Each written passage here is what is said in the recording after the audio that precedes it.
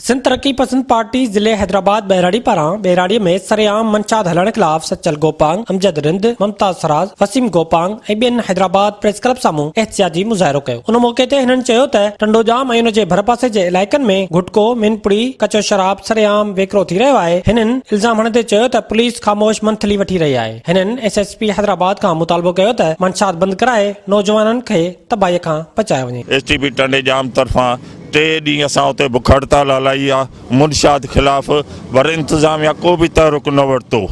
मजबूरी असांखे press club ते अचणो पियो, हिते मुज़ाहिरो करणो पियो, छोकी नाइल इंतज़ामिया उते मिथरी बि वठनि पुलिस ऐं पुलिस को क़दम कोन थी खणे। एसपी नोटिस कोन वरितो आहे ऐं न एस जो बदिली थियो आहे, न उहे मंथरियूं जेके उन्हनि जूं हलनि पियूं। मुनशियात जेका सरेआम हले पई, फहाशी हले पई, इन करे असां पुरज़ोर मुतालबा था कयूं त असांजो मुनशियात फरोशनि खे गिरफ़्तार कयो वञे। टंडोजाम जी इंतज़ामिया को बि नोटिस न वरितो।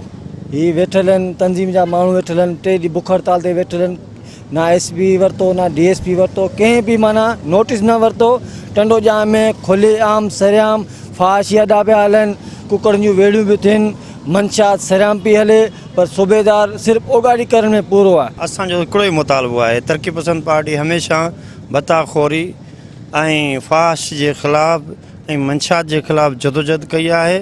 असां चयूं था त जेको हिन वक़्तु सिंध जे अंदरि सूरत हाल तमामु इंतिहाई ख़राबु आहे, पर टंडोजाम जी सूरत हाल इंतिहाई एतिरी ख़राबु आहे, तव्हांखे सभिनी खे ख़बर आहे। असीं इहो मुतालबो कयूं था हैदराबाद एसएसपी, हैदराबाद डीआईजी खे त महिरबानी करे इन जो नोटिस वरितो वञे।